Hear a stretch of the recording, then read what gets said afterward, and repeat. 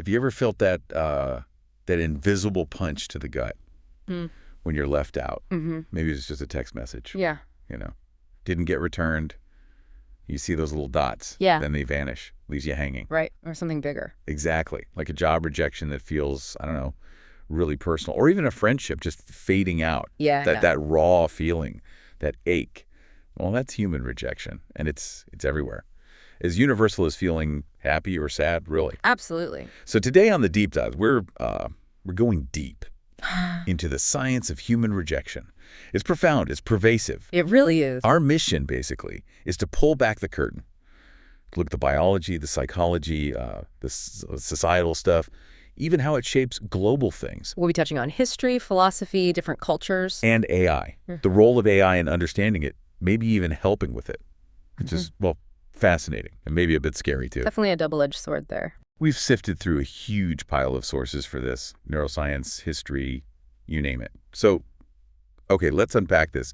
You might be surprised just how deep this feeling is wired into us. It's true. That core feeling, that primal sting, as you put it, it's really forged in our evolution. We are fundamentally social creatures. Right. Think way back, our ancestors out on the savannah, for them, being kicked out of the group. That wasn't just like awkward, it was often deadly. Like a death sentence, basically. Pretty much, yeah. Survival depended on sticking together. So it's not just about feeling comfortable or having friends, this need to belong, this need for acceptance. It's as basic as needing food or water. Exactly. It's hardwired, deep in our biology. And you saying it's not just a metaphor, this pain of rejection. No, not at all. This is where the neuroscience gets really, really interesting. Social pain, that hurt you feel from being rejected, it actually activates many of the same parts of the brain as physical pain. Seriously, which parts? We're talking about areas like the dorsal anterior cingulate cortex, the DACC. It's like the brain's alarm bell for a stubbed toe and for a nasty comment. Wow. And the anterior insula, the AI, that helps process those raw gut feelings, both physical and emotional. So when someone says their heart literally hurts after a breakup, there's actually some neurological truth to that. It's not just poetry. In a way, yes. The brain is registering that social injury in remarkably similar ways to how it would register, say, a broken arm. That's incredible. And here's something even more striking. Studies have found that taking ordinary, over-the-counter acetaminophen, Tylenol, it can actually reduce how much hurt feelings people report and decrease the activity in those specific brain regions, the DACC and AI, when they experience social rejection. Get out. Tylenol for hurt feelings. It really shows how biologically real this is. Neurologically speaking, a broken heart isn't that far off from a broken bone. It just hammers home how tied our social lives are to our physical selves. That really makes you stop and think, doesn't it? Okay, so the brain registers it as pain. What happens next? How do we process it? Our sources mentioned a framework, the temporal need-threat model. Yes, that's a useful way to look at it. It breaks rejection down into roughly 3 stages. Okay. First, there's the reflexive stage. That's the immediate hit, that automatic burst of pain, the alarm saying threat, the threat of being excluded. Right, that initial sting. Then comes the reflective stage. This is where you start consciously thinking about it, trying to make sense of it, figure out why, how to cope. Maybe rationalize it away. Okay, processing it. But if that pain doesn't get resolved, if you can't cope effectively, it can slide into the resignation stage. And that sounds bad. It is. This is the long-term fallout, where people become highly vulnerable to severe depression, feelings of helplessness. It shows a really deep, lasting negative impact on mental health. Now, some people seem to feel this sting much more sharply, right? Like they're almost constantly afraid of being rejected. Our sources call that rejection sensitivity, or RS. That's right. RS isn't just, being a bit sensitive. It's more complex. It can have roots in a few places. Like what? Well, there might be a genetic component, maybe overlapping with risks for anxiety or depression. But a big factor is often adverse childhood experiences, things like trauma, neglect, maybe chronic bullying. Even not having great social skills can play a role. You might misread neutral signals as negative. And then there's nervous system dysregulation, being kind of perpetually stressed, hypersensitive, maybe even getting physical symptoms like headaches or heart palpitations. And neurologically. Right. This is where it gets really interesting. Like you said, people with high RS show differences in brain activity. They do. Less activity in parts of the brain that help regulate emotion, like the left prefrontal cortex. Yeah. And interestingly, more activity in areas linked to blood pressure and decision-making, especially when they just look at disapproving faces. So their brains are literally reacting more intensely to potential rejection cues. Exactly. And this often leads to a really difficult self-fulfilling prophecy. So, Well, if you expect rejection, you're anxious, you might misinterpret things. A neutral look becomes a glare, silence becomes disapproval. right. And because of that anxiety or misinterpretation, you might act in ways that actually do push people away. Maybe you become overly clingy or people-pleasing, or you avoid social situations entirely, or maybe you even lash out defensively. And then the rejection happens, confirming the original fear. Precisely. It becomes this painful, repeating cycle. So the insight here isn't just some people are more sensitive. It's that the fear itself can inadvertently create the outcome you dread most. It's a tough paradox. Understanding that really changes how you might see those interactions, yeah. And this whole experience, rejection, it's not just one bad moment. It's effects. They ripple out, Yeah, right, through someone's whole life, childhood, old age. absolutely. And even shaping societies. Let's start with individuals. In childhood, if kids are constantly rejected by their peers, what does that do? It can lead to problems like aggression, trouble paying attention, definitely low self-esteem. And it can set up a negative pattern that just keeps going, getting worse over time. And what about rejection from parents, if they're unpredictable or harsh? Oh, that can be incredibly damaging. It often leads to insecure attachment styles, deep self-doubt, difficulty reading social cues later on. It can even affect motivation for school or work. Then adolescence hits. Things get even more intense then. Definitely. Sensitivity to peer rejection skyrockets in the teenage years.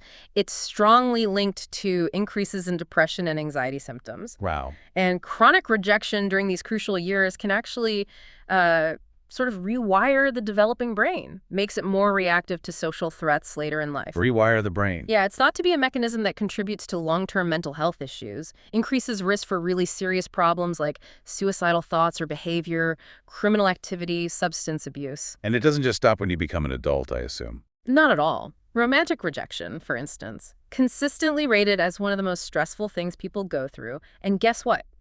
It lights up those same physical pain regions in the brain we talked about. Still feels like a broken arm, neurologically. Pretty much. And professional rejection, getting turned down for a job, missing a promotion that can hit hard too, leads to self-doubt, anxiety, sometimes pulling back socially. What about later in life, older adults? Yeah, for older adults, loneliness and social isolation are huge public health issues. Affects a lot of people. And it's not just feeling sad, right? It has physical Yeah, consequences. big time. It's linked to a higher risk of chronic illnesses, heart disease, stroke, a weaker immune system. Crucially, loneliness significantly boosts the risk of cognitive decline and dementia. How much? Studies point to something like a 40 to 60% increased risk for dementia, plus more depression and anxiety naturally. 40 to 60%. That's massive. It is, and the overall physiological toll, it's comparable to well-known risks like smoking or high blood pressure. It literally shortens lifespan. Isolation isn't just sad, it's deadly. That puts loneliness in a really stark perspective. Okay, so rejection hits individuals hard, but it also affects communities, societies. Yes, absolutely. Think about aggression and violence. Social rejection is often a powerful trigger. How so? Well, analyses of, for example, school shooters have found that a very large majority had experienced significant social rejection. Right. And when someone feels rejected, especially if they clearly identify the group doing the rejecting, it can lead to something called multiple victim aggression. They retaliate not just against one person, but against the whole group they associate with the rejection. And does this scale up to whole communities? It seems to. In areas with a lot of poverty and instability, you often see what's called social disorganization. The community fabric weakens, neighbors don't trust each other, social structures break down. Like a community-level rejection. Kind of, yeah, a lack of social cohesion. And this correlates with higher rates of crime and other deviant behaviors. We also see connections to radicalization, extremism. Yes. That fundamental need to belong is powerful. If someone feels excluded, shut out, they might look for belonging elsewhere, even in dangerous places. And radical groups exploit that. They do. They target those vulnerabilities, offering a strong sense of identity, belonging, maybe an answer to feelings of injustice. They can create these bubbles of social isolation around people, cutting them off from different views, making violence seem justified. It's tragic, really, how that need for connection can be twisted. So this raises a big question then. What happens when entire groups feel rejected by society systematically? That's where we see things like systemic discrimination based on age, sex, race, class. It creates inequality, injustice. And institutions play a role. If institutions don't address this exclusion, trust breaks down. Trust between communities and the systems meant to serve them. That leads to less civic engagement, more social unrest. It really undermines the whole social fabric. Rejection isn't just personal, it can be structural. And when communities feel shut out, society itself starts to crack. It even plays out internationally between countries. For sure. You can have diplomatic isolation, where a nation is essentially rejected by others. Think about Haiti after it won independence in 1804. What happened there? Many powerful nations, afraid it would inspire slave revolts elsewhere, refused to recognize Haiti. That diplomatic rejection, plus demands for huge reparations. It crippled Haiti's economy from the start, leading to long-term instability. Wow, and we see economic rejection too, right? Like trade wars. Exactly. Nations using tariffs, other measures against each other. Supporters say it protects national interests, but critics point out the damage to global economic growth. The World Bank has actually lowered growth forecasts because of trade wars. It's like a global cold shoulder, and the whole world economy catches a chill. Historically, societies have even formalized rejection, haven't they? Oh, yes. Ancient Athens had ostracism. A democratic vote to banish someone for 10 years. A political tool, really. And in medieval Europe. They had shunning. More informal, but devastating. Community consensus could basically make someone a social outcast, cut off their livelihood. It was called a form of living death. Sometimes led to suicide. The isolation was so complete. That's intense. And if you look at the treatment of indigenous people, say, in the U.S., policies like forcing children into boarding schools, that was systemic exclusion trying to erase their culture. It created deep historical trauma, harm that carries across generations, rejection embedded right into policy. So beyond the pain, the social impact, rejection also touches on really deep philosophical questions about who we are, how we relate to others, ethics. Right. What does this all mean for how we live day to day, how we build a decent society? Existentialism seems relevant here. That feeling of alienation. Yeah, existentialists connect rejection to that sense of being estranged, maybe from yourself, maybe from others. Jean-Paul Sartre had this idea of the look le regard. What's that? He argued that the moment another person, the other, looks at you, you become an object in their view. You're suddenly aware you're being judged. That awareness brings shame, vulnerability. It's part of why he famously said, hell is other people. Our relationships are inherently conflict-ridden because we're always under someone else's gaze, potentially losing our autonomy. That really shines a light on the struggle to be authentic, doesn't it? We want to define ourselves, but we're also terrified of being ostracized. Exactly. And that fear can lead to what Sartre called bad faith. Basically, pretending you don't have freedom or choice, just going along with expectations, societal norms, rather than making your own authentic decisions because it feels safer. Ethical ideas also give us ways to think about this. Communitarianism, for instance. Right. Communitarianism pushes back against extreme individualism. It emphasizes that we're shaped by our communities, our relationships. It argues for a kind of thin common good of inclusion, balancing individual rights with the need for strong social bonds and responsibilities to each other. And then there's Emmanuel Levinas. His ideas seem quite radical. They are. Levinas talks about the face of the other person. He says encountering another person's face and its vulnerability issues this unavoidable call to responsibility. We have this infinite obligation to respond with respect, with compassion, especially to those who are excluded. That responsibility comes before our own self-interest. It flips typical ethics around. That ties into debates about culture too, right? Yeah. Ethical relativism versus universal rights. Yeah, the tension is there. Cultural relativism says morals depend on context, so we should respect different cultural practices. But most ethicists argue there are some universal standards against slavery, torture, things like that should apply everywhere, regardless of local customs. That's really important when we talk about systemic rejection or harmful traditional practices. It's fascinating how differently cultures experience and deal with rejection, even though the basic pain might be universal. Absolutely. Studies showed differences in, say, how mothers respond to children across Japanese, Korean, American cultures based on their core values. And how we regulate emotions varies too.